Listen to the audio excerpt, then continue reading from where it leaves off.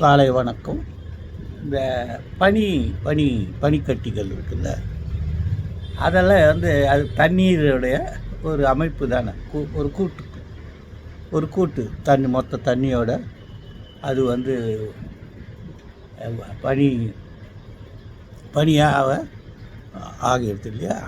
தண்ணிக்கு கலர் இல்லை, ஆனால் பனி மாத்திரம் எப்படி வெள்ளையாக இருக்குதுன்னு கேட்டால் அது ஈஸி. என்னென்னா, இந்த தண்ணீர் இறுகிய பிறகு அது கிறிஸ்டலாக கூம்பு வடிவமாக கிறிஸ்டலாக உள்ளே ஃபார்ம் ஆகிடுது.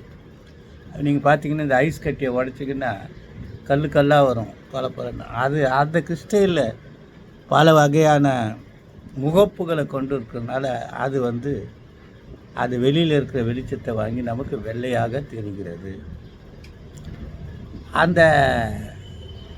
இந்த கிறிஸ்டல்ஸ் எல்லாம் என்ன பண்ணுதுன்னா, இந்த காற்றில் இருக்கிற மின்சாரத்தை பயன்படுத்தி கொண்டு அது தன்னை வெளிச்சமாக்கி கொள்கிறது அப்படின்னு சொல்கிறாங்க.